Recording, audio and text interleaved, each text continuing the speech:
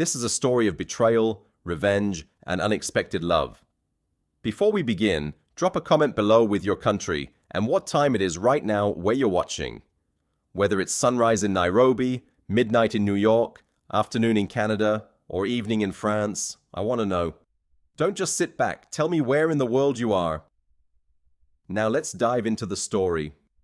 The whip cracked once against the cobblestones before it ever touched skin, and that single sound silenced the entire market of Fenbridge. Thessaly Quill froze behind her stall, a half-finished collar still pinched between her fingers, thread trailing like a thin vein of blood across the grey morning air. Frost clung to the awnings. Breath rose in pale clouds from every mouth in the square, and every mouth had gone quiet at once, the way a flock of birds goes quiet before a hawk drops from the sky. In the center of the square, on his knees in the mud beside the baker's cart, knelt a man the town had decided without a single question asked to hate. He was filthy in the particular way that only true hunger makes a man filthy. Not lazy dirt, but the dirt of someone who has slept in ditches and washed in rain barrels because there was nothing else. His coat, too fine once, hung off him in ruins, the left sleeve torn at the shoulder seam, the hem crusted with dried mud the color of old rust. A beard, unevenly grown, half hid a face that should have belonged to a much younger man than his hollow eyes suggested. He did not beg. He did not cower. He knelt with his chin lifted, the way a man kneels when he has decided quietly that this is not the worst thing that has ever happened to him. "Thief!" spat Constable Hobbs, coiling the whip again around his fist. "Caught him with his hand in Pruitt's bread basket. Everyone saw it." "I saw a starving man reach for a heel of bread that fell in the mud," Thessaly said. She had not meant to say it aloud. The words simply left her, the way water leaves a cracked jug, because there was no longer any way to hold them in. Every head in the square turned toward her stall.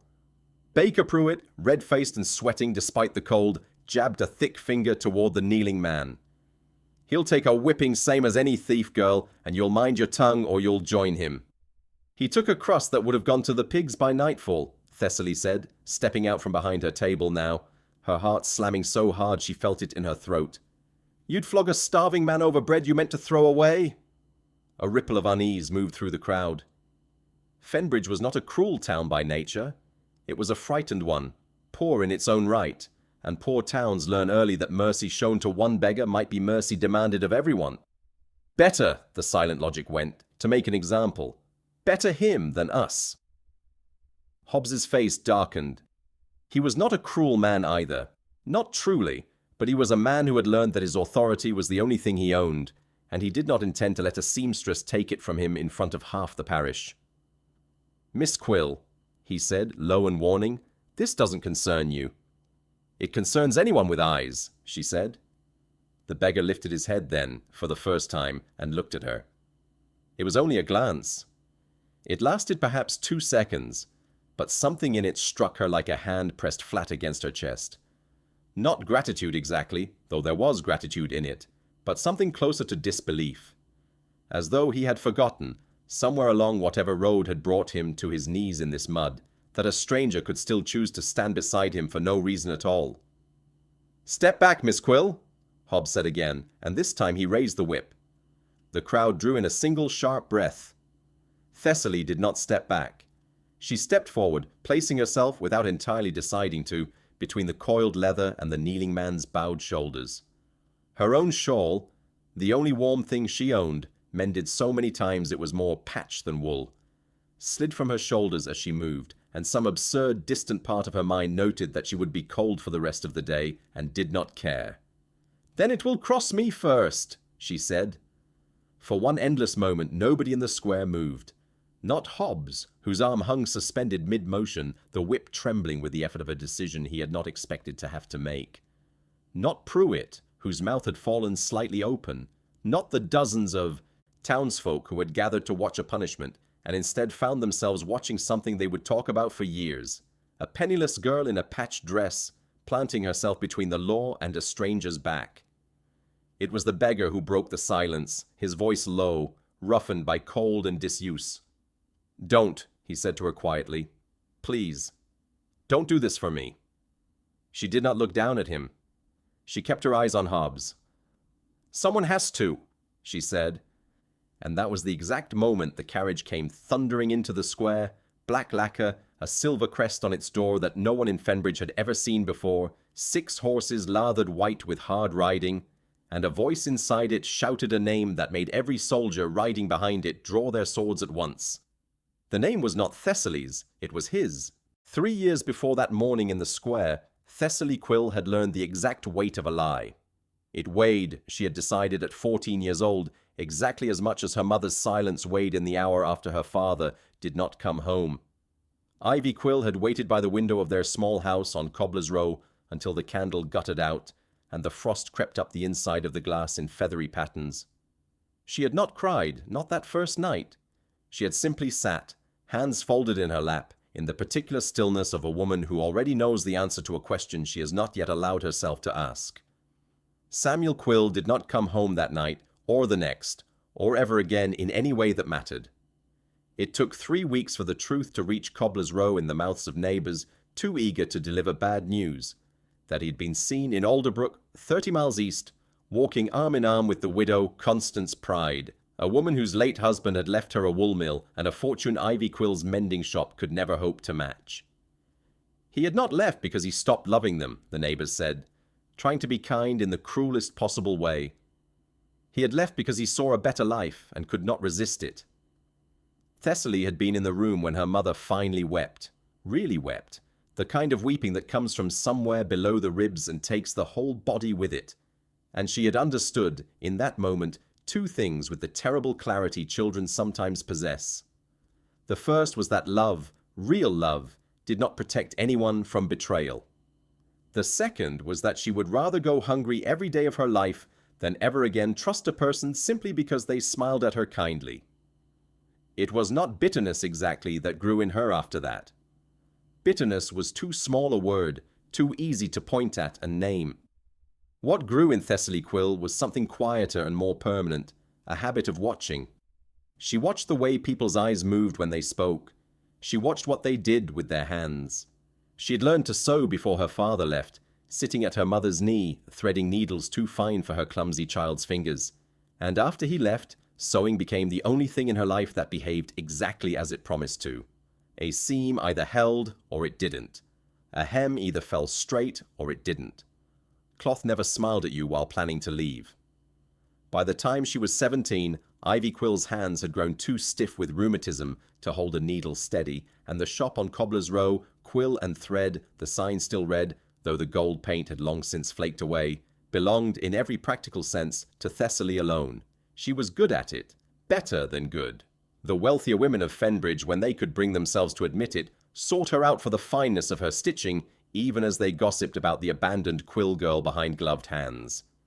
She undercharged them because she could not afford not to, and overworked herself because there was no one else to share the burden, and she told herself, on the nights her fingers bled from the needle and her eyes ached from the candlelight, that this was simply what it cost to never need anyone. Her mother had needed someone once. Her mother had built a life on the promise of a man's love, and that promise had turned out to be made of nothing at all. Thessaly had promised herself, at 14, kneeling on the cold floor of that house on Cobbler's Row, that she would never build anything on a promise again. She had kept that promise for 6 years, and then, on a grey autumn morning, 3 days before the beggar knelt in the market square, a letter had arrived from Alderbrook, in handwriting she recognized instantly, despite 6 years of trying to forget it, asking whether Samuel Quill might be permitted to call upon his daughter. She had burned the letter in the hearth without answering it. She told herself she felt nothing at all watching the paper curl black and vanish. She told herself this so firmly, so many times over the following 3 days, that by the morning of the market she had almost believed it. It was perhaps exactly because that old wound had been so freshly reopened that something in her broke a little differently than usual at the sight of a stranger being punished for a crime that was only hunger. She recognized, though she could not have said it in words, the particular unfairness of being condemned, for wanting something desperately that the world had simply decided you did not deserve. She had not planned to defend him. She had simply found herself unable to watch one more person be abandoned to cruelty while everyone around them decided it was not their concern. 6 weeks before he knelt in the mud of Fenbridge Market, Corvin Ashworth, 9th Duke of Rivenhall, had died. That at least was what the world believed, and what he had gone to considerable lengths to ensure the world continued believing, because the alternative, that he was very much alive and had simply lost, in the space of one terrible night, every person he had trusted enough to call family, felt in the weeks that followed, almost worse than dying would have been. The betrayal had not announced itself with any drama at all. That was the part that haunted him most in the long cold nights afterward, huddled beneath hedgerows with his title, his fortune, and his name all equally useless to him. It had arrived instead in a fragment of conversation overheard entirely by accident through an open window at Rivenhall Hall on the night before his wedding, when he had gone looking for his betrothed to steal one final unchaperoned moment before propriety swallowed them both whole for the rest of their lives. He had found Lady Seraphina Vale in the rose garden. She had not been alone. Julius Thorne, his own steward, his own cousin by marriage, the man Corvin had trusted with the management of every estate he owned, the man who had stood beside him at his own father's funeral, with his hand steady on Corvin's shoulder, had been holding her the way a man holds a woman he intends to keep. "Tomorrow changes nothing," Seraphina had been saying, her voice low and laughing in a way Corvin had never once heard her laugh with him. "He is a means, Julius, not an ending. A duchess has considerably more freedom than a steward's mistress ever will." "And when he's inconvenient?" Julius had asked, and there had been nothing playful at all in his voice when he said it. "Men who ride alone at night through the hollow woods have accidents," Seraphina had said. "Everyone knows the roads there are dangerous. It would be terribly sad." Corvin had not moved from that window for what felt like an hour, though it could not have been more than a minute, his whole body gone cold in a way that had nothing to do with the night air. He had ridden through the hollow woods alone at least twice a month for the better part of a decade. Everyone in his household knew it. It would have looked to any coroner in the county like nothing more than terrible luck. He had not confronted them. He had told himself later that this was cowardice, though in truth it had been something closer to shock so total it had temporarily disconnected his mind from his body. He had simply walked back into the house, packed nothing, told no one, and left before dawn on foot, taking only the clothes on his back and the small locket his mother had given him before she died. The one thing in the world he could not make himself abandon, no matter how far he ran. 3 nights later, in a stretch of road he had chosen deliberately because it was not the hollow woods, 2 men had found him anyway. He still did not know, even weeks later, whether Julius had somehow discovered he'd overheard them, or whether the plan for the hollow woods had simply been moved forward and redirected when he vanished on foot instead of on horseback as expected. He knew only that he had fought 2 armed men in a ditch in the dark with nothing but his hands and a desperation he had not known himself capable of, that he had taken a knife wound along his ribs that had very nearly finished what the men themselves failed to, and that he had crawled, bleeding, into a farmer's abandoned grain store and lain there for 4 days between fever dreams of Seraphina's laughing voice and his own blood soaking into the straw, uncertain until the very end which of the 2 would kill him first. He had lived. He still did not entirely understand why.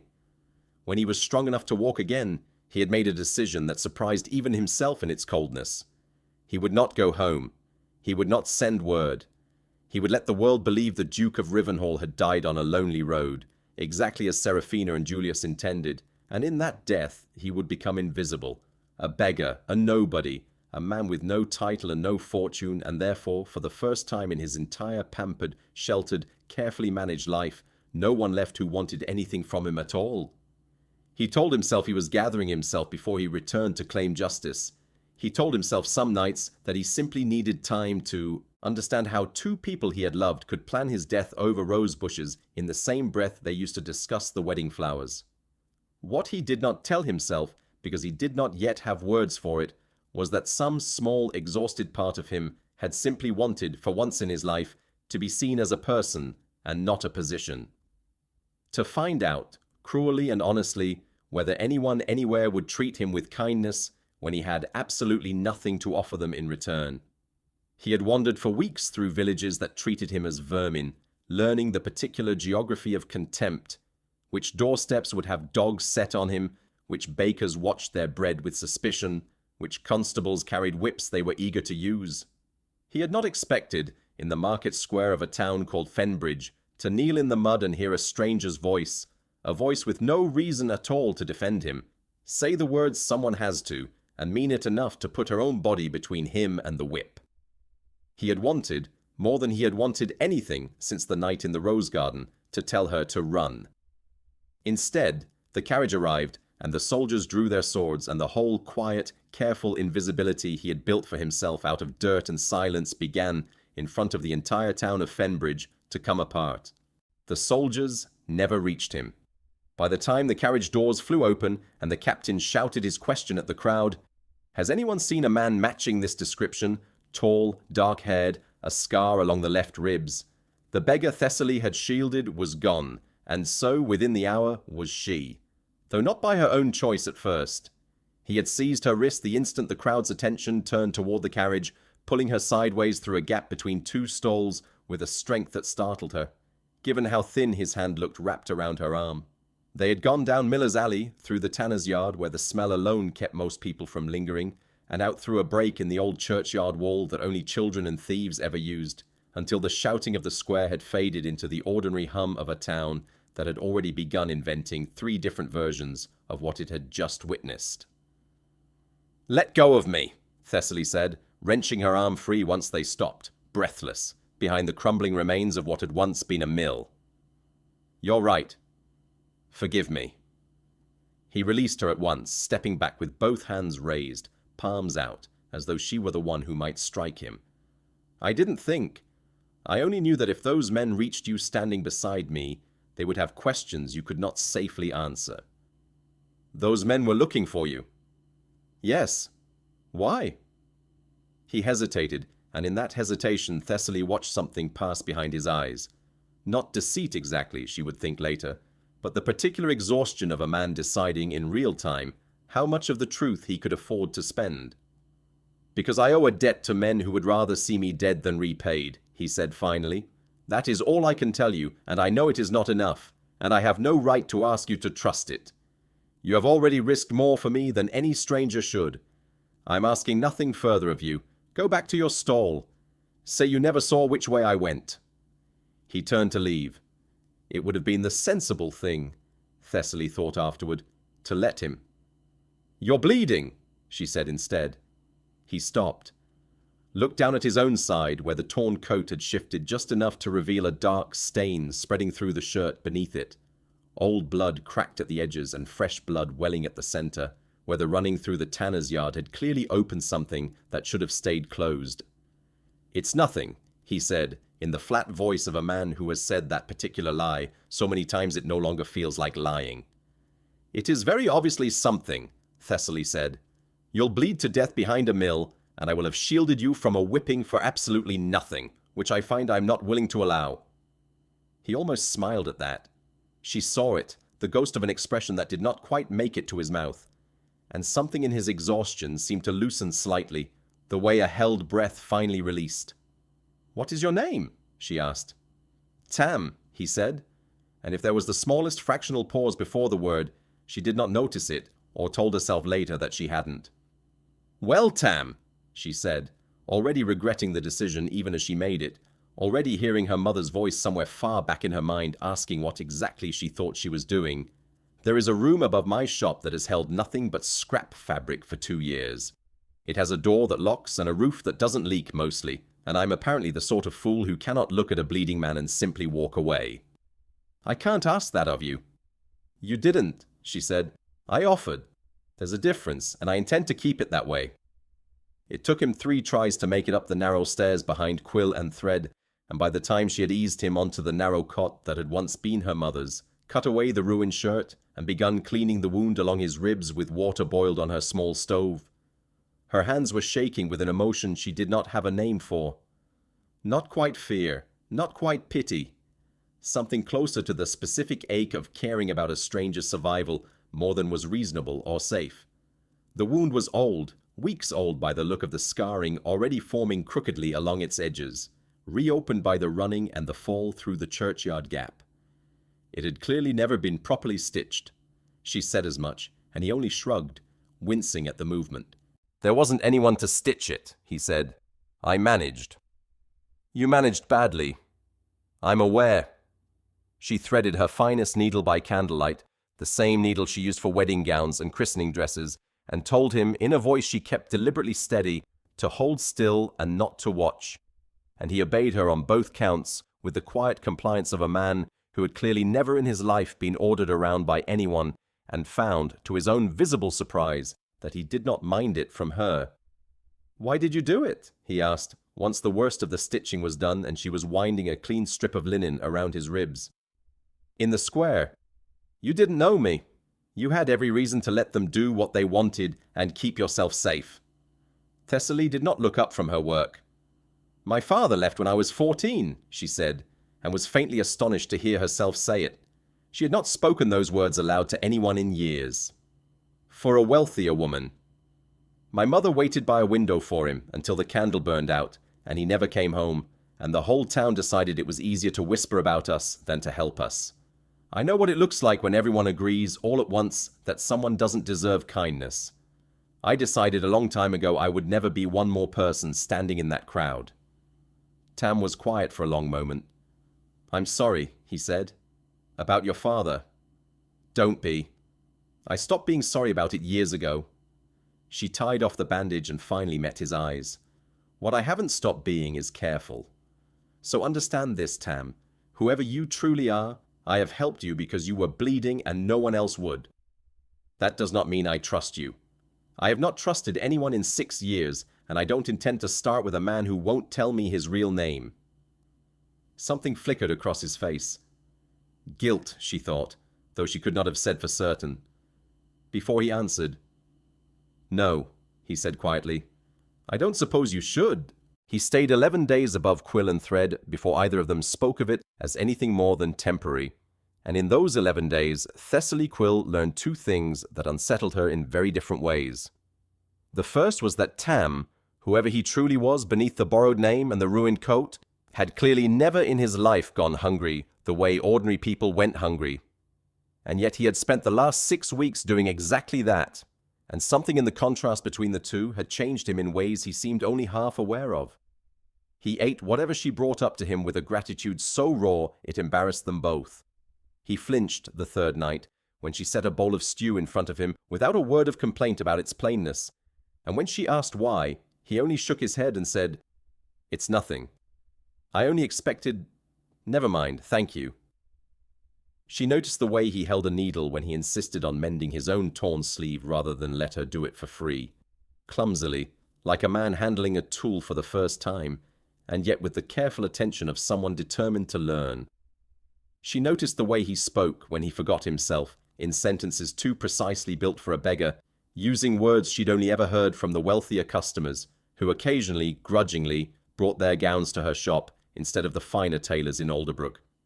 She noticed most of all the way he watched her work, not with the idle boredom of a man passing time, but with something closer to fascination, as though the simple, ordinary act of a woman making something with her own 2 hands to survive was a thing he had never once, in whatever life he'd left behind, been permitted to witness up close. She asked him nothing further about it.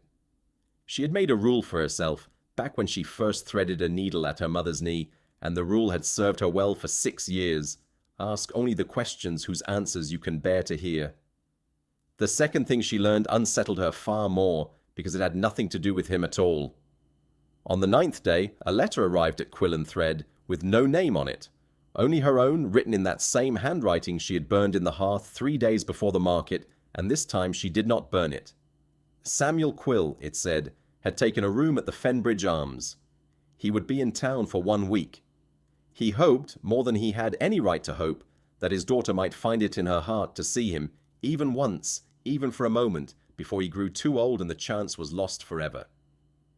She read it 4 times, standing in the doorway of her own shop, her hands cold despite the fire behind her, and when she finally looked up, Tam was watching her from the stairs with an expression she could not read.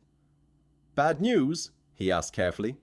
"An old ghost," she said, folding the letter into a square, small enough to disappear into her fist. "One I thought I'd finished burying." "Do you want to talk about it?" "No," she said too quickly, and then, more honestly, "I don't know. I have spent 6 years telling myself I feel nothing when I think of him, and I've apparently been lying to myself the entire time, because right now I feel as though someone has reopened a wound I forgot I was still carrying. Tam came down the last of the stairs slowly, favoring his healing ribs, and sat across from her at the small work table where she cut her patterns. He stopped himself, started again. When someone I trusted betrayed me, I told myself for weeks that I felt nothing either, that I had simply decided, coldly and cleanly, to walk away and never look back. It took me a long time to understand that the coldness itself was the wound speaking. Real indifference doesn't need to keep insisting it's indifferent. Thessaly looked at him for a long moment. "Who betrayed you, Tam?" He held her gaze, and for one fragile second she thought he might finally answer her honestly. "Someone I loved," he said instead, "who decided I was worth more to them dead than alive. I'm not ready to say more than that. I'm sorry." It was not enough. She knew it was not enough, knew that every instinct her mother's ruined life had carved into her should have been screaming at her to close the door on this man's secrets and send him on his way the moment his ribs had healed enough to walk. And yet she found herself, against every rule she had built for her own protection, wanting to stay in the room with his half-truths a little longer, wanting to believe that a man capable of that much visible grief over his own betrayal could not also be capable of causing hers.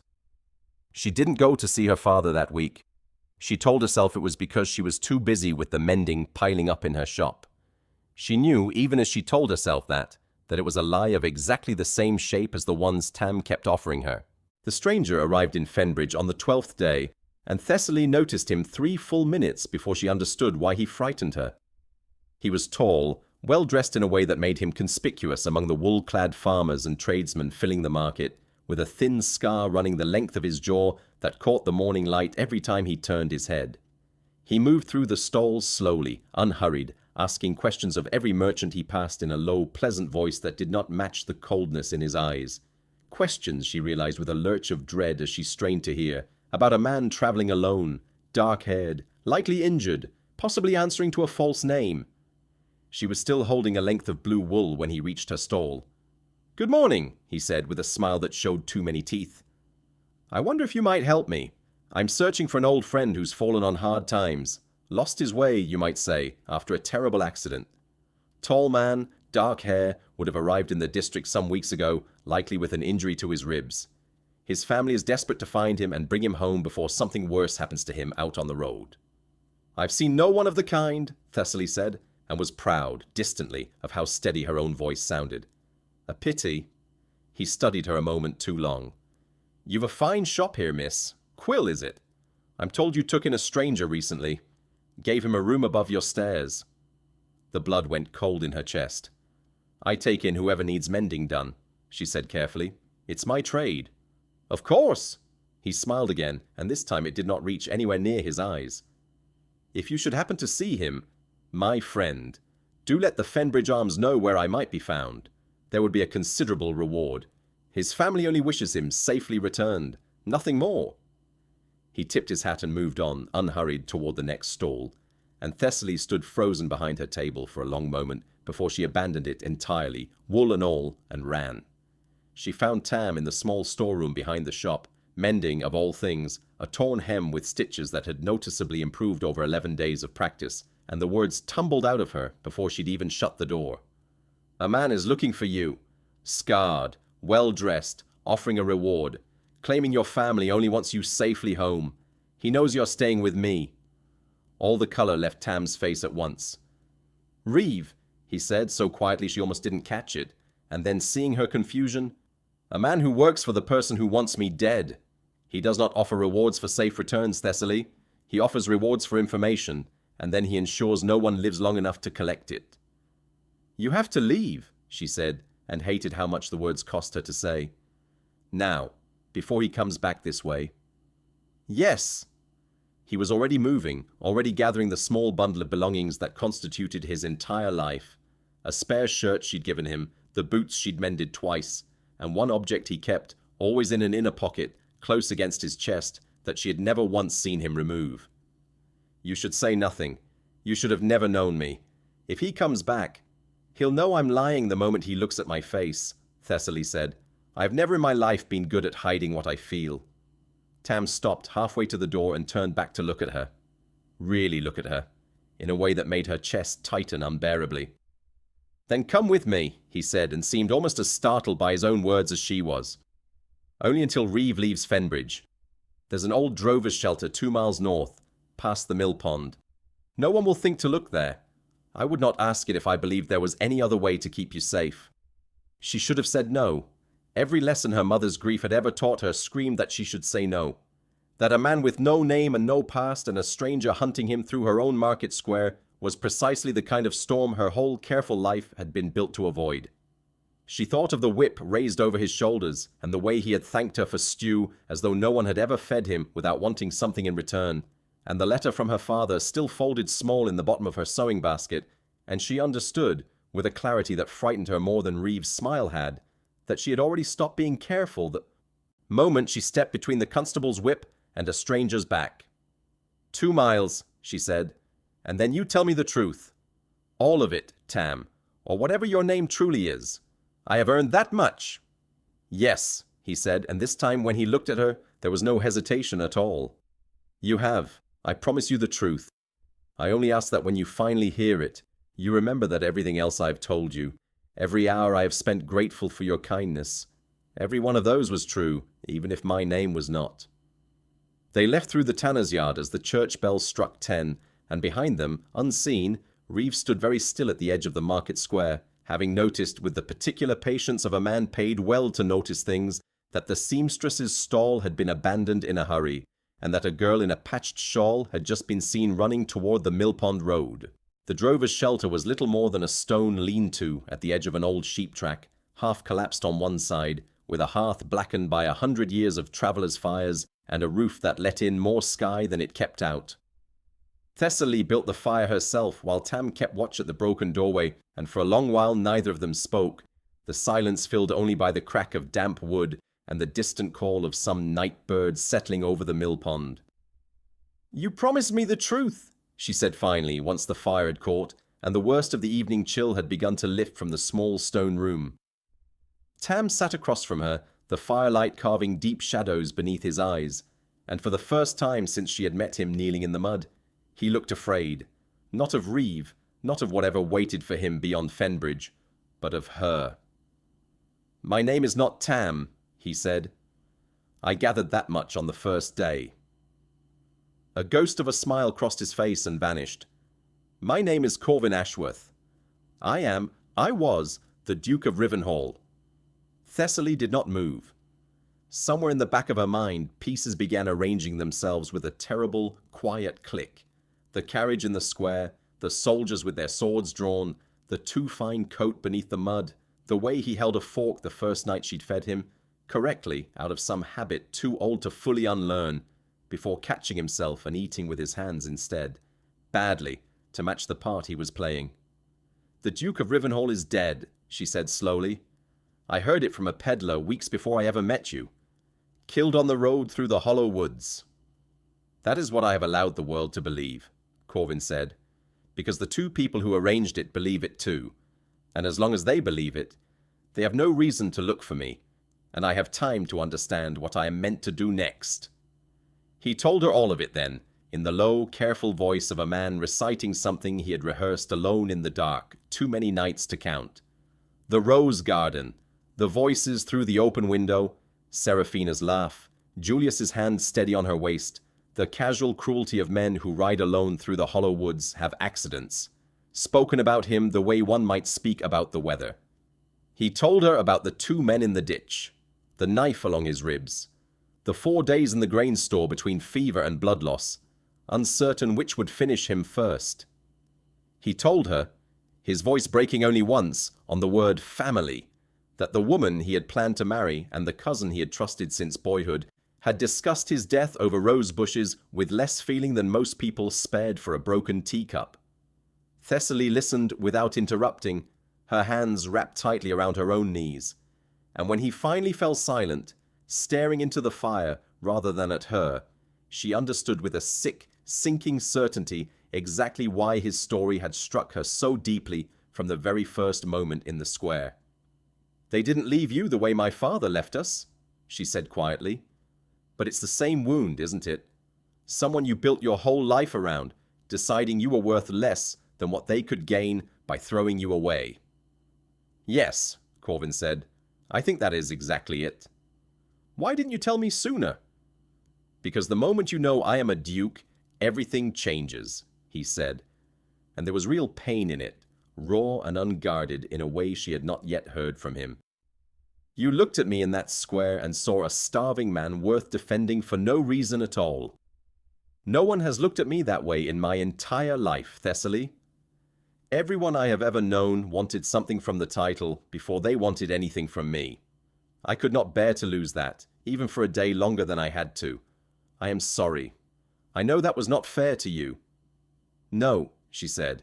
It wasn't. She stood, moving away from the fire toward the broken doorway, needing suddenly the cold night air against her face. Behind her, she heard him rise too, though he did not follow. My father wrote to me, she said without turning around. The same week I found you in the square. He wants to see me before, in his words, he grows too old and the chance is lost forever. I have not answered him. Do you know why? Why? Because some part of me is terrified that if I see him, I will forgive him. And if I forgive him, it will mean that what he did to my mother did not matter as much as I've spent 6 years insisting. It mattered. She turned back to face him, and in the firelight her eyes were bright with unshed tears she refused out of long habit to let fall. You lied to me for 11 days, Corvin, not about small things, about who you are, and some part of me, the same part that is terrified of forgiving my father, wants very badly to walk out that door right now and never look back, because that is the safe thing, the thing that has kept me whole for 6 years. And the other part? He asked very quietly. The other part remembers that you told me the truth the moment I demanded it, she said, and that you have apologized for lying without once asking me to simply forget that you did. My father has never once, in 6 years, done either of those things. Corvin crossed the small room slowly, giving her every chance to step away, and stopped close enough that she could see the fire reflected in his eyes. I'm not asking you to trust me because of a title, he said. I have nothing to offer you because of it. No home I can safely bring you to. No name I can safely give you, not while Julius and Seraphina believe me dead. I'm only asking you to trust the man who mended his own shirt badly for 11 days, because you had the patience to teach him how, and who would rather remain a beggar in Fenbridge for the rest of his life than become a duke again at the cost of losing whatever this is that has grown between us. That's a foolish thing for a duke to say. I have found, Corvin said, that being a beggar has taught me a great many things a duke never had reason to learn. Neither of them moved for a long moment, the fire cracking softly behind them, the whole small ruined shelter suddenly feeling far too warm for the cold night outside it. And then, from somewhere down the sheep track, faint but unmistakable, came the sound of hoofbeats. Corvin's whole body went rigid. Reeve, he said. They had perhaps 90 seconds before the hoofbeats reached the shelter, and Corvin used every one of them with a decisiveness that startled her, pulling the fire apart and scattering the coals into the damp earth, sweeping their few belongings into the shadows behind the collapsed wall, pressing Thessaly bodily behind him with one arm even as he searched visibly for any weapon better than his own 2 hands. There was none. There was only a broken stool leg and a length of rusted fire iron, and Corvin took the iron without hesitation, positioning himself in the shadow of the doorway exactly as the rider came into view. Not Reeve, Thessaly saw with a jolt of confused relief, but an older man, grey-haired, dressed in travelling clothes far too fine for a drover's track, his horse lathered with hard riding. Your Grace, the man said, swinging down from the saddle before it had fully stopped, and dropping to one knee in the mud with no more hesitation than if the ground had been a palace floor. Thank God I found you. Aldous, Corvin said, and the iron slipped from his hand, forgotten, as something in his whole body seemed to give way at once. Relief and grief tangled together so completely that Thessaly could not tell, watching him, which one was winning. How did you find me? I never stopped looking, Your Grace, not for one single day, whatever the household believed. The old man rose, and even in the darkness Thessaly could see his eyes were wet. I served your father before you, and I was not about to let his son be buried in a lie without at least trying to learn the truth of it. A peddler's tale of a beggar with a duke's manner of speech, seen defended by a seamstress in a market square. It reached me 3 days ago, and I have not stopped riding since." "Reeve is in Fenbridge," Corvin said. "He knows I'm alive. He was asking after me not 4 hours ago." Aldous' face hardened. "Then we have less time than I hoped. Your Grace, Rivenhall is not what you left. Julius has installed himself as acting steward of the entire estate on the claim of your death. And Lady Seraphina." He hesitated, glancing once at Thessaly before continuing. "Lady Seraphina has announced her engagement to him. The wedding is set for a fortnight from now, at Rivenhall itself. The whole county has been invited. It will make his claim to your lands unassailable the moment the vows are spoken, whatever the law might otherwise say." Corvin was silent for a long moment, staring into the darkness beyond the doorway. "A fortnight," he said finally. "Your Grace, you must return. Now, tonight, while there is still time to stop it. I have brought papers, proof of your identity beyond any doubt. Your seal, letters in your own hand that Julius cannot forge. The physician's own notes on the scar along your ribs, taken before you left Rivenhall the first time. No one can deny you once you stand in that hall and speak." Thessaly watched Corvin's face as Aldous spoke, watched the exhaustion and the grief, and something that looked almost like fear, all move across it in turn, and understood, with a small cold ache in her chest, exactly what was about to happen. He was going to leave. Of course he was going to leave. He was a duke. He had an estate, a name, a fortune, an entire county waiting to be saved from 2 people who had tried to have him murdered for the sake of inheriting it. Whatever had grown between them in a ruined stone shelter over 11 days of mended shirts and shared silence was never going to be enough to hold him here, in Fenbridge, mending hems above a seamstress's shop, and she had known that from the very moment he'd told her his true name. She had simply not let herself feel the weight of it until this exact moment, watching him weigh his old life against what? Against her! Against nothing, really, when measured against a dukedom. "I understand," she said before he could say anything at all, and was proud of how level her voice came out. "You should go. There's nothing here worth staying for compared to what's waiting for you there." Corvin turned to look at her so sharply that Aldous fell silent, glancing between them with the careful discretion of a man who has served a great house long enough to recognize when he is standing in the middle of something that is not his business. "Is that truly what you believe?" Corvin asked. "That there is nothing here worth staying for?" "I believe." "You're a duke," Thessaly said. "And I'm a seamstress with a shop that owes back rent to a landlord who's already threatening to throw me out over the scandal of housing a strange man above my stairs. I believe those are 2 very different lives, and I have spent 6 years learning not to build anything on a promise that the world is very likely to make impossible." "Thessaly."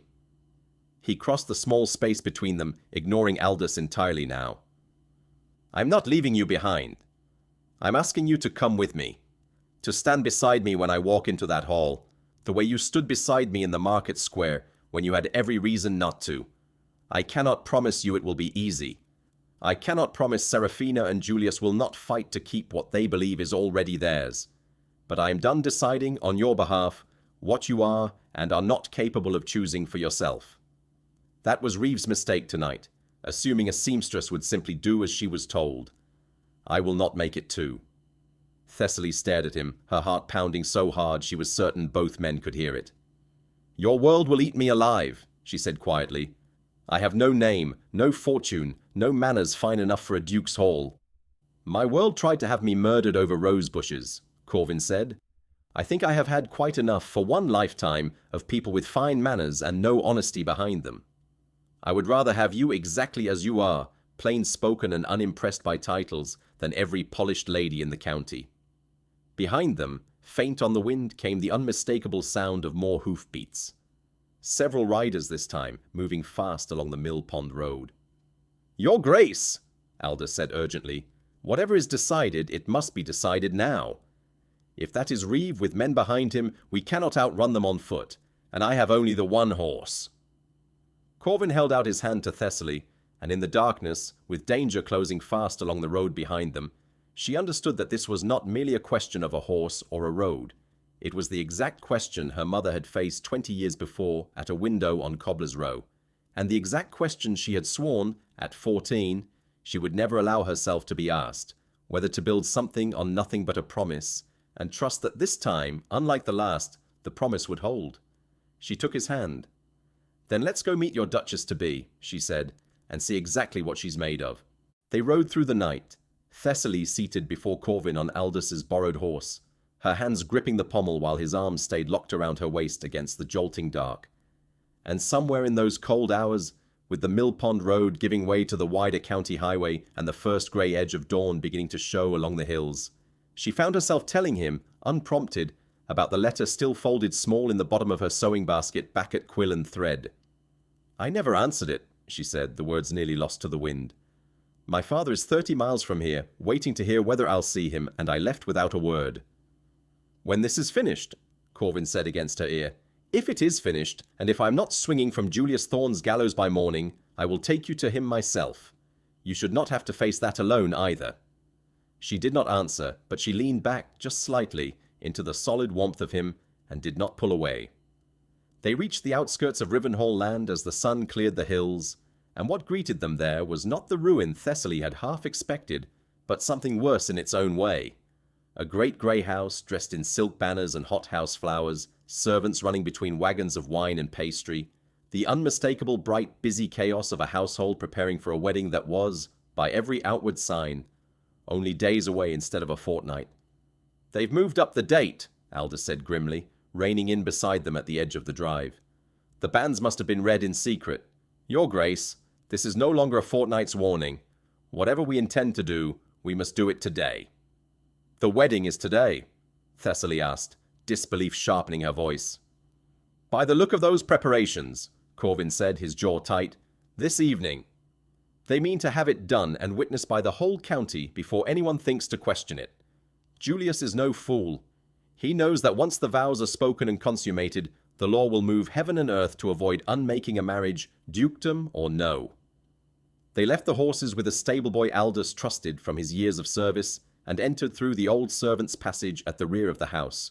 A route Corvin knew, Thessaly realized with a small ache, the way a man knows the home he grew up loving. Every worn stone step familiar under boots that had walked them 1,000 times before poverty and betrayal had ever touched him. Mrs. Bellwether, the housekeeper, very nearly fainted at the sight of him in the kitchen passage, and it took Aldous' steadying hand and Corvin's own low, urgent voice to keep her from crying out and bringing the whole household down upon them before they were ready. "You must let me be seen at the right moment," Corvin told her, gripping both her hands. "Not before. Say nothing to anyone of what you have seen." "Can I trust you, Mrs. Bellwether, as I always have?" "With my life, your Grace," the old woman said, tears streaming openly now. "We none of us believed you'd truly gone. We only never dared say so where Mr. Thorne might hear." They spent the day hidden in the old nursery wing, rarely used since Corvin's own childhood, while below them the house filled steadily with carriages and finery, and the particular electric hum of a county gathered to watch a scandal it did not yet know it was about to witness. Thessaly, dressed at last in a gown Mrs. Bellwether produced from some forgotten trunk, plain by the standards of the guests filling the hall below, but clean and whole, the first new dress she had worn in years, stood at the nursery window and watched the carriages arrive, her heart hammering with a fear that had very little to do, she realized, with Reeve or Julius or the danger of the day at all. It was the fear of standing in a room full of people who would look at her patched hands and her seamstress's calluses and know, instantly, exactly what she was and was not. "You're frightened," Corvin said, coming to stand beside her at the window. "I have never in my life set foot in a house like this." "Neither in truth had I," he said, "until I was born into pretending it belonged to me. I have spent my whole life performing the part of a man who was born knowing which fork to use, Thessaly. I promise you, most of what you fear about that hall is a performance, nothing more, and you have already survived a far more honest test than any of it. You stood between a whip and a stranger's back with nothing to gain from it at all. That is worth more than every fork in Rivenhall." Below, in the great hall, the string quartet began to play, and the low murmur of the county's finest families rose steadily toward the ceiling. And somewhere among them, unseen, unaware, Lady Seraphina Vale was being laced into a wedding gown of ivory silk, and Julius Thorne was accepting congratulations for a triumph he believed, with total confidence, had already been won. Aldous appeared in the nursery doorway, his face pale. "Your Grace," he said, "Reeve has arrived.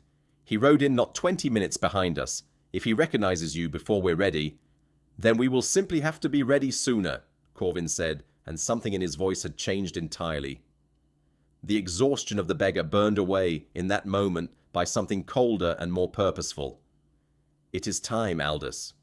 Send word to the vicar to delay the ceremony however he can manage it. And Thessaly—" He turned to her, and for the first time all day, something like a real smile touched his face. "I would very much like you to be standing beside me when I walk into that hall. They'll say I don't belong there." "They said the same of a beggar in a market square," Corvin said, "and one seamstress decided otherwise, in front of the entire town, with nothing to gain from it and everything to lose.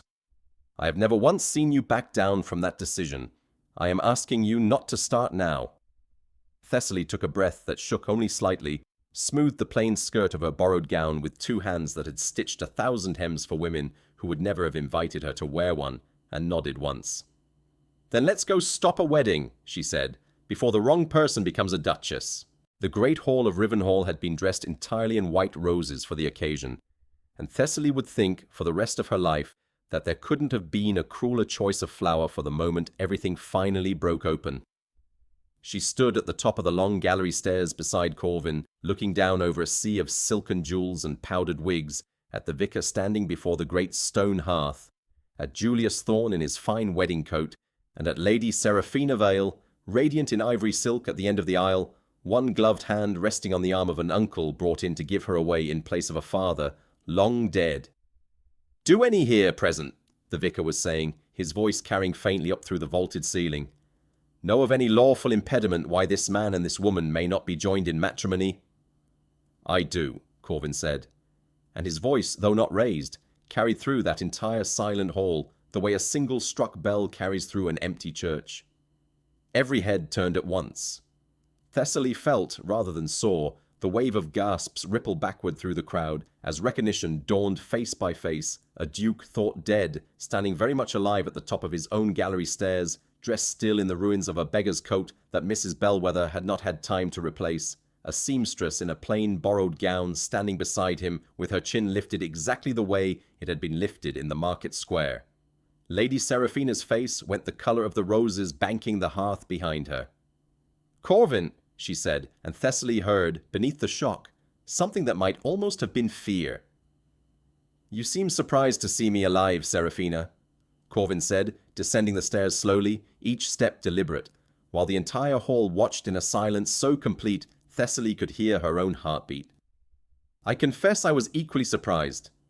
4 days into a fever in a farmer's grain store, bleeding from a knife wound I received on a lonely road, the very same week you assured Julius that men who ride alone through the hollow woods have accidents." The gasp that went through the hall this time was audible even from the top of the stairs. Julius Thorne's face had gone rigid, calculating, his eyes flicking toward the doors as though measuring the distance to escape. "This is madness," he said, too loudly, the way a man speaks when he is trying to convince a room rather than a single listener. Grief has clearly unsettled him. He has been missing for weeks, living God knows how. "I have been living as a beggar," Corvin said, reaching the bottom of the stairs now, "because that seemed considerably safer than being a duke whose own steward and whose own betrothed had already decided his death was merely a matter of timing. I overheard you, Julius, in the rose garden, the night before what was meant to be my wedding. I have had a great deal of time since then to consider every word." "You cannot possibly prove—" "I don't need to prove intentions spoken in a garden," Corvin said, and his voice for the first time cracked with something raw and unguarded beneath the coldness.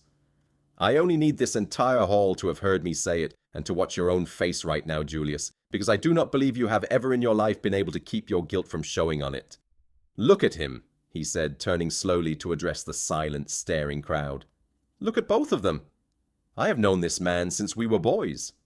I trusted him with my father's estate, with my own life, with every secret I ever owned. I loved this woman enough to have built an entire future around her. And in the space of one conversation over rose bushes, I learned that both of them valued my death considerably more highly than they had ever valued my life. Seraphina had begun to weep. Not, Thessaly thought, watching her closely, from guilt exactly, but from the particular fury of a woman watching a carefully built future collapse in front of witnesses she could not silence. "You don't understand what it was like," Seraphina said, her voice pitched to carry, already, in some desperate corner of her mind, rebuilding herself as the wronged party even now.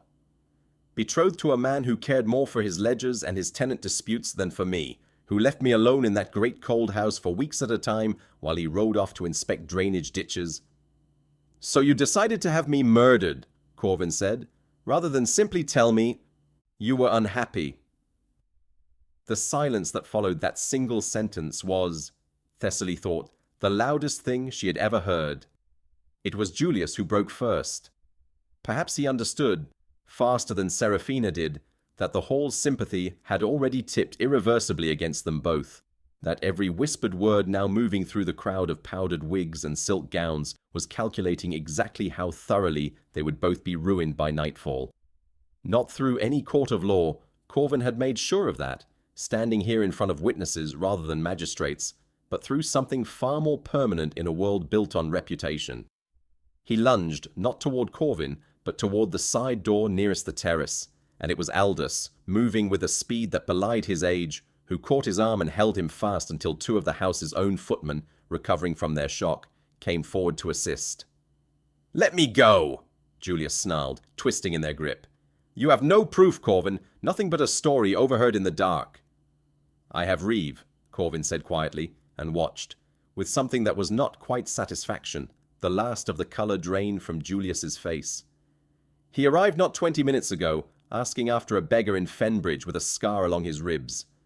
I imagine once this hall finishes emptying and word of what has happened here tonight reaches him, he will find himself considerably less loyal to a man who can no longer protect him from the consequences of what he was hired to do. Men like Reeve are loyal to whoever is winning, Julius. You are no longer winning." Thessaly, watching from the base of the stairs, saw the exact moment the fight went out of Julius Thorne, not because he had been proven guilty in any court, not because a magistrate had weighed evidence and rendered a verdict, but because he understood, standing in that hall full of the county's most powerful families, that every door in every fine house from here to Alderbrook had just closed to him forever, and that a man who cannot be received in society, whatever his fortune, is a man with nothing at all. Seraphina did not wait to be formally cast out. She turned, gathered the ivory silk of her ruined wedding gown in both fists, and walked from the hall with as much dignity as she could still summon, though Thessaly noticed and would remember for a long time afterward that not a single person in that enormous crowd moved to comfort her as she passed. Not one hand reached out, not one voice offered a kind word. The particular, total loneliness of a woman who had spent her whole life valuing advantage over love, finally left with neither. Corvin watched her go without moving, and Thessaly, standing close enough to see his face, understood that whatever grief he had carried for the woman he'd once loved was not gone, not entirely, not even now, but that it had finally, in this hall full of roses, stopped being the only thing he carried. He turned to her. "It's done," he said quietly, though his hands, she noticed, were shaking.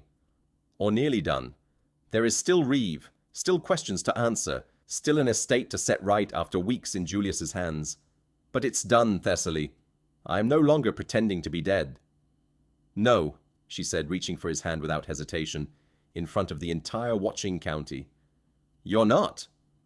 It was, she would think later, the first time in the whole terrible, beautiful, impossible day that she had stopped being afraid of what the room might think of her and simply let herself feel instead exactly how proud she was of the man standing beside her. Reeve did not run. Thessaly had half expected, in the days that followed the ruined wedding, that the scarred man would vanish into whatever shadowed corner of the county had produced him. But Corvin, who understood the particular breed of man Reeve was far better than she did, had only shaken his head when she suggested it. "Men like Reeve don't run from consequences," he said the morning after, standing at the window of the small study that had once been his father's and was now again his own.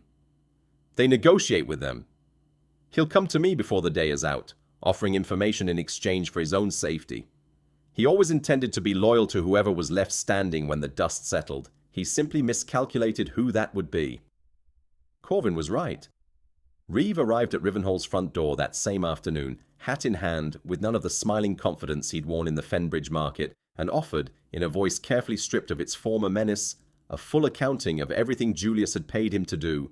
The ambush on the road, the 2 men hired for it, the promise of a steward's fortune once the dukedom passed cleanly into Julius's control through marriage.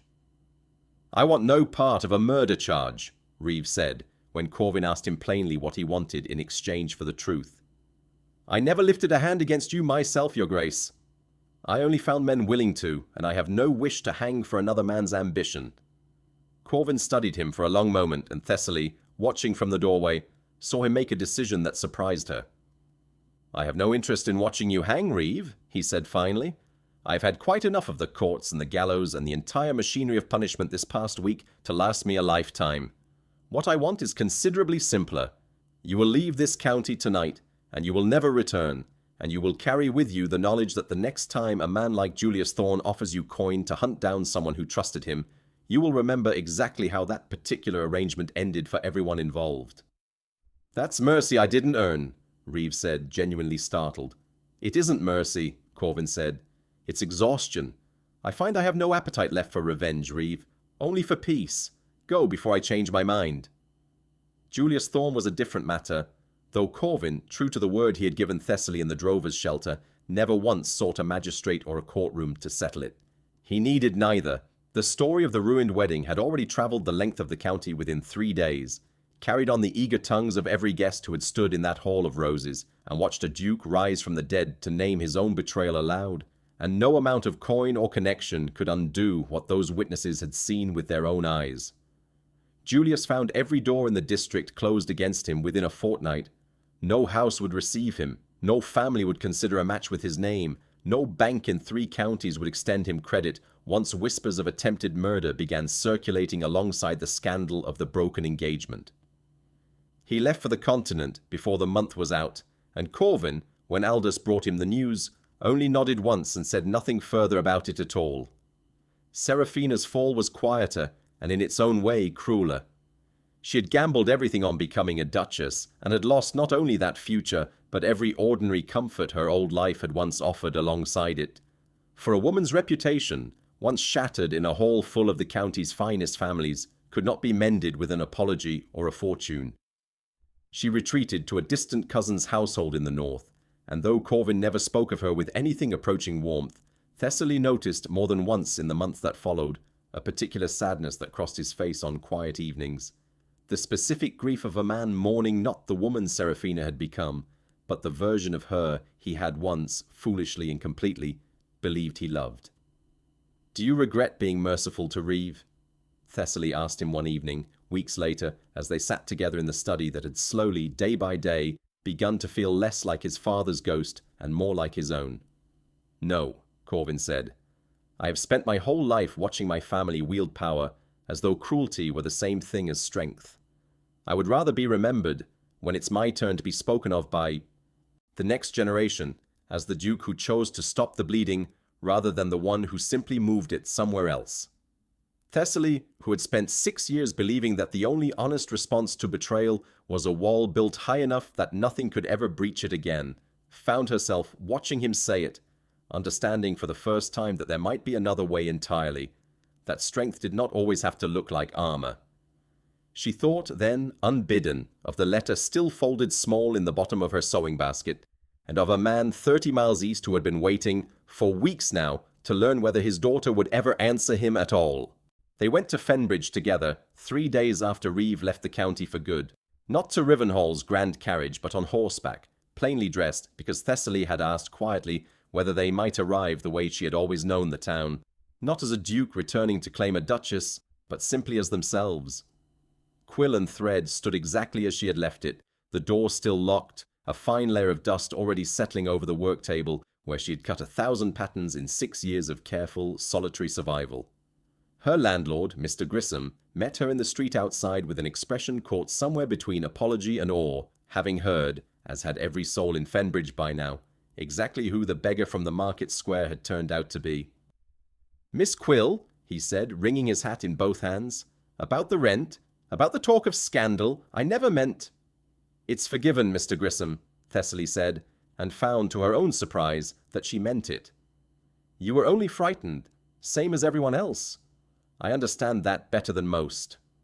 It was her mother's reaction, though, that Thessaly had braced herself for the longest, and when Ivy Quill opened the door of the small house on Cobbler's Row to find her daughter standing beside a man she had somehow already heard, through the town's relentless gossip, was the Duke of Rivenhall himself, she did not curtsy or fuss or fall into the flustered performance Thessaly had feared.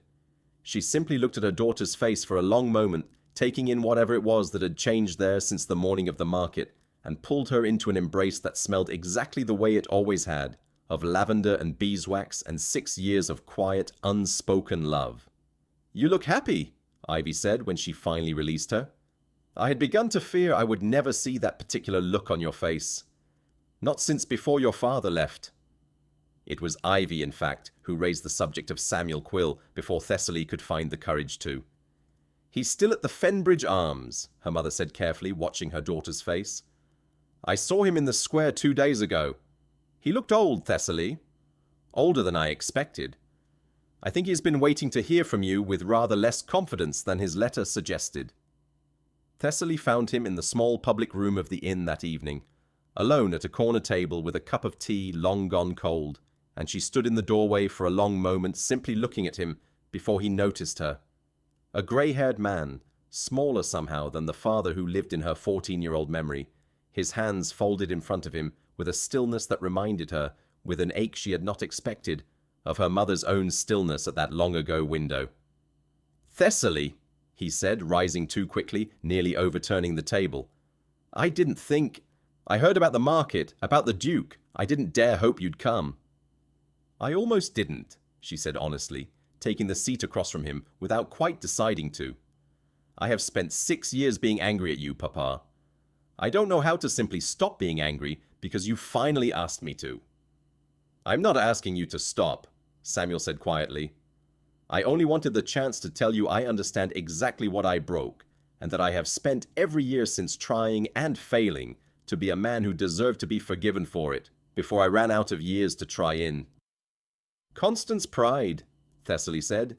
"Is she still—" "She left me for a wealthier man 3 years ago," Samuel said, with no bitterness at all, only a kind of tired honesty. "I tell you that not to ask for your pity, Thessaly, but because I think you deserve to know that I have already been given in full exactly the lesson I taught your mother without meaning to. I know now precisely what it costs to be discarded for something shinier. I'm not proud of how long it took me to understand it." Thessaly sat with that for a long moment, watching the candle between them gutter in its dish, and thought of Corvin's words in the drover's shelter, that real indifference doesn't need to keep insisting it's indifferent, and understood finally why the anger she had carried for 6 years had never once, in all that time, felt anything like peace. "I'm not ready to call you Papa the way I did before," she said finally. "I don't know if I ever will be, entirely. But I'm willing to write to you. To let you know in time when there are things in my life worth telling you about." She paused. "There is quite a lot happening in my life at the moment, as it happens." For the first time in 6 years, she watched her father smile at her without any shadow of guilt behind it, only a fragile, grateful hope. "I would like that very much," he said. "Whatever small part of your life you're willing to let me witness. I won't ask for more than that."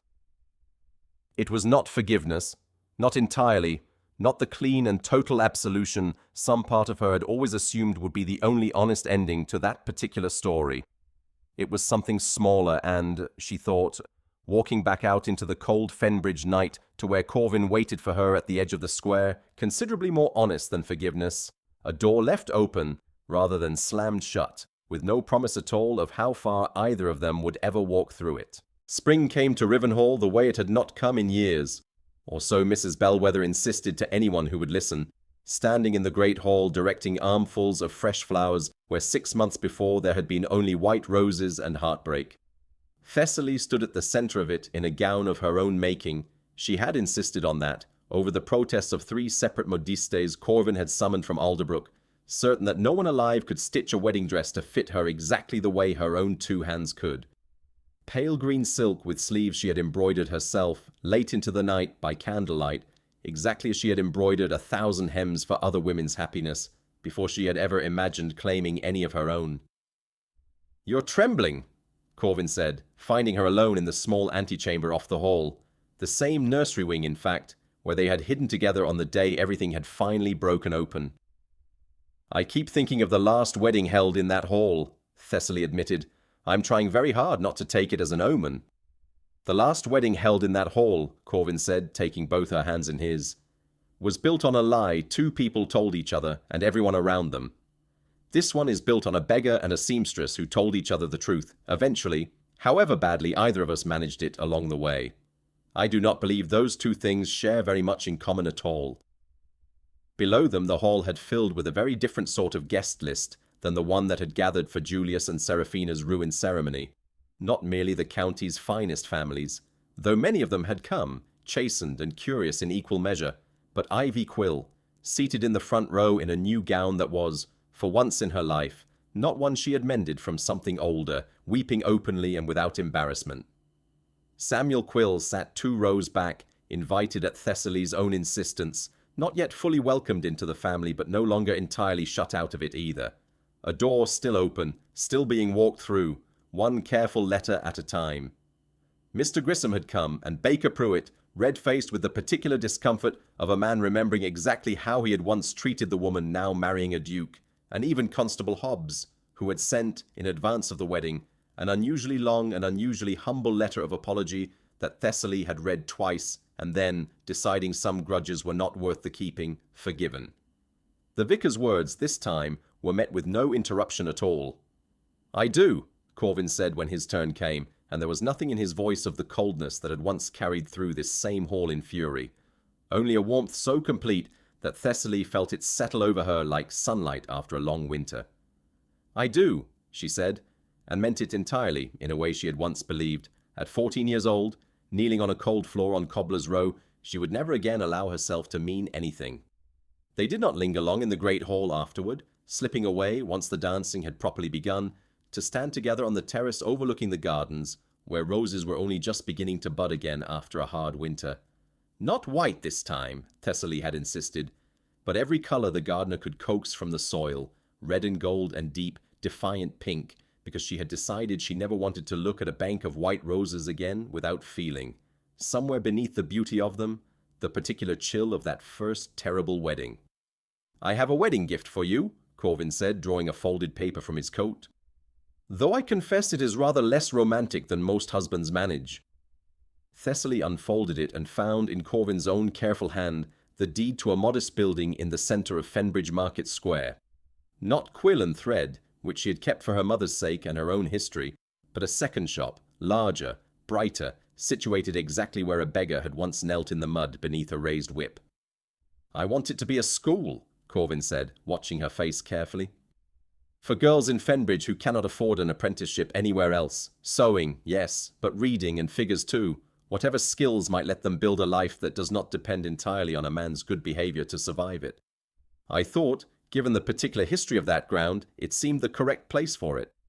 Thessaly, who had spent 6 years believing that the only lesson worth teaching a girl was how to survive without ever needing anyone, found herself weeping for the first time all day, and could not, for several long moments, manage to say anything at all.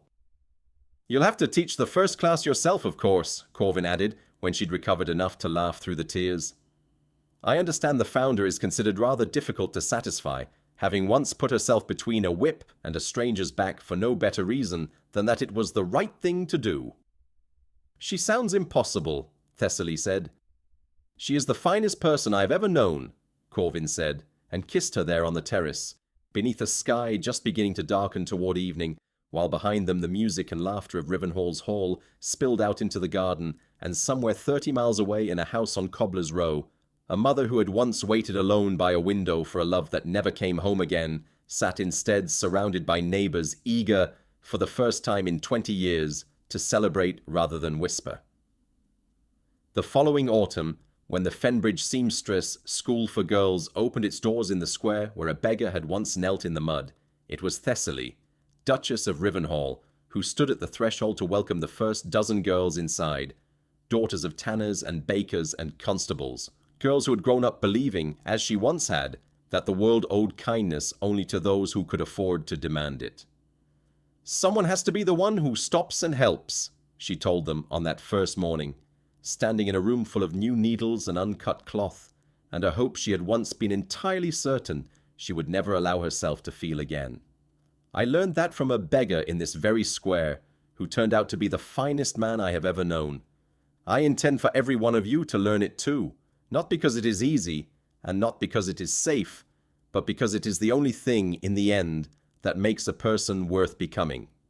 Outside, the market went on exactly as it always had, merchants calling their wares, children weaving between the stalls, the ordinary, unremarkable rhythm of a town that had, without ever quite realizing it, been changed forever by one girl's refusal to stand quietly in a crowd and watch cruelty win. And if anyone in Fenbridge still remembered, on quiet mornings, the sound of a whip cracking against cobblestones and a girl's voice saying, "Then it will cross me first," they remembered it now, not as the town's shame, but as the moment everything worth having in it had finally, truly begun. 1 year later. The frost came early to Fenbridge that second autumn, silvering the market square before dawn, and Thessaly Ashworth, Duchess of Rivenhall, stood at the window of the room above what had once been quill and thread, watching her breath fog the glass exactly as it had fogged the air of that market a year before, and found she could not stop smiling at how completely her life had turned itself inside out since then. She had kept the old shop, though she no longer worked in it daily. Ivy Quill ran it now, her rheumatism eased by a physician's care that Corvin had quietly arranged, and Ivy had, after considerable protest, finally accepted, and there was a particular pride in her mother's face these days, standing behind the same worn counter that Thessaly had never once seen there in all the years of scraping and mending that had come before. Ivy had taken to teaching too in the afternoons, walking the short distance to the new school in the square to show the youngest girls how to thread a needle without pricking their fingers, and Thessaly liked, more than she could easily explain, watching her mother pass on the very skill that had once been the only thing standing between their family and total ruin. The school itself had grown faster than either of them had dared hope. What had begun as a dozen girls learning stitches in a single bright room now filled 2 full floors with reading lessons in the mornings and needlework in the afternoons, and letters had begun arriving from as far as Alderbrook and beyond, from mothers who had heard, through whatever slow and winding path gossip travels, that there was a place in Fenbridge where a poor girl's future was not considered a foregone conclusion. Samuel Quill had taken rooms in the town permanently that spring, close enough to walk to Cobbler's Row twice a week for tea with Ivy. Not a reconciliation, precisely. Thessaly's mother was always careful to clarify, her chin lifted with exactly the same stubborn dignity her daughter had inherited, but a peace that did not require pretending the past away. Thessaly had watched them once, through the shop window, sitting together on the bench outside in comfortable, unhurried silence, and had understood that whatever had broken in that house on Cobbler's Row 20 years before had not been mended so much as it had finally, after 2 decades, been allowed to simply stop bleeding. Of Julius Thorne, little news reached Fenbridge, and what did arrive came second-hand and unreliable. A rumour of debts mounting in Calais, another of a failed venture in shipping that had cost him what remained of his fortune. Corvin never asked after him directly, and Thessaly had come to understand that this, too, was its own kind of peace. Not forgiveness, not quite, but the deliberate choice to stop measuring one's own happiness against another man's ruin. Reeve had kept his word and never returned to the county. Once, in the depths of winter, a letter had arrived at Rivenhall addressed to Corvin in an unfamiliar hand, containing nothing but a single line. "I have found honest work at last, Your Grace, and I do not intend to lose it." And Corvin had read it twice, folded it carefully, and told Thessaly it was, in its own strange way, the finest thank you he had ever received. Seraphina's name was almost never spoken at all, though Corvin had told Thessaly once, quietly, on a night when old grief had risen up in him unbidden the way it sometimes still did, that he hoped, wherever she had gone, she had found some version of the honesty she had never been able to offer him. Thessaly had held him that night without saying anything, understanding that some wounds heal not by being forgotten, but by being allowed finally to simply stop aching quite so sharply, and that a man who could still hope for an old love's healing, even after everything, was not a man whose heart had been ruined by betrayal after all, only tempered by it.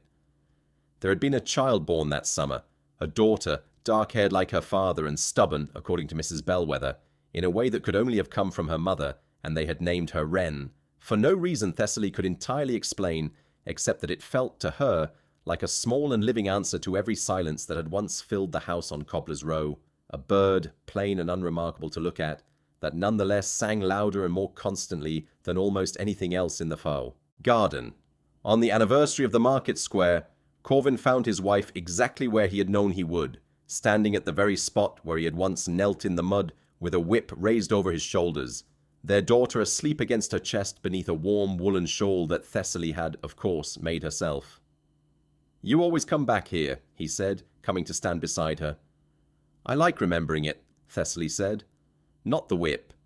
The moment just before, when I still didn't know whether I'd have the courage to step forward at all. I think I need to remember that every so often. That courage isn't a thing you simply have once, forever. It's a thing you have to choose again and again, every single time it's needed." "And do you still feel afraid, choosing it?" "Every time," Thessaly admitted, smiling down at their sleeping daughter. "I imagine I always will.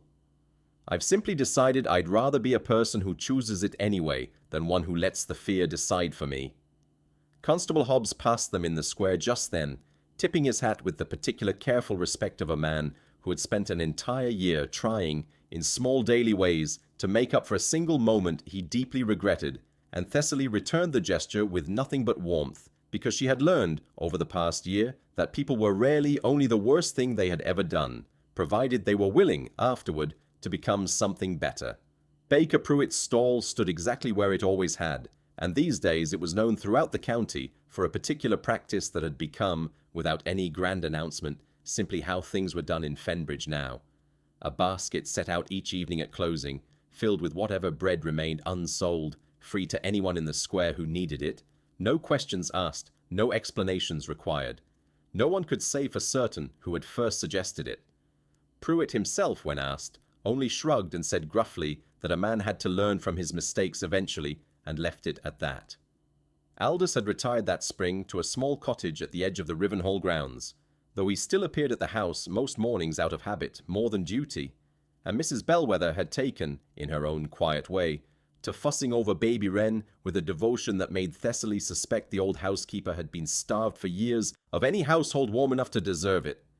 It struck Thessaly often, in these small ordinary moments, how much of healing had nothing at all to do with grand gestures, not the confrontation in the Hall of Roses, not the exposure of a betrayal in front of 100 witnesses, but simply this: an old man tending a garden he had once feared he would never see again, a housekeeper singing softly to a child who was not her own, a mother teaching stitches in a shop that had nearly been lost to poverty and shame.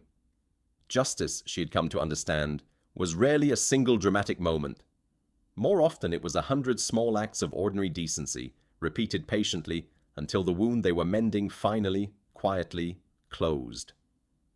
The market bell rang the hour, scattering pigeons up into a sky gone the soft gold of late afternoon, and Corvin took his wife's free hand in his, the two of them standing together in the exact center of the square where an entire life had once turned, in the space of a single sentence, from something narrow and guarded into something wide enough to hold a school, a family, and a whole town slowly, imperfectly, learning to be kinder than it once had been. "Someone has to," Thessaly murmured, half to herself, watching the last of the pigeons settle back among the stalls. "Has to what?" Corvin asked. "Be the one who stops," she said.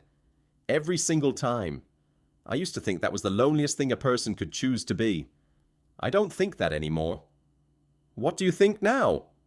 Thessaly looked up at him, and then down at their daughter, and then out at the ordinary, bustling, imperfect square that had once nearly broken a stranger's back with a whip, and had instead, through nothing more than one girl's refusal to look away, become the place where both of their lives had truly begun. "I think," she said, "it might be the bravest thing there is." They walked home together as the light faded, past the shuttered stalls and the last lingering smell of wood smoke and bread. past the churchyard wall where two frightened strangers had once scrambled through a gap to escape, a duke's own soldiers, and past the drover's road that led, eventually, to a ruined stone shelter that Corvin had, in the past year, quietly arranged to have repaired rather than torn down.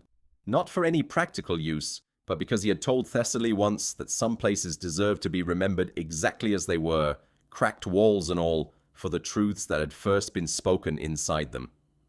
Ren stirred against her mother's shoulder, murmuring something wordless in her sleep, and Thessaly pressed a kiss to the crown of her daughter's dark hair and thought, not for the first time, that every hardship of the past, her father's leaving, her mother's silent grief, the 6 long years of careful, guarded solitude behind a needle and thread, had somehow impossibly led her here to this exact evening, to this exact square, to a life built not on a promise she had been forced to trust blindly, but on one that had been tested in fire and mud and the terrible honesty of a hall full of roses, and had held.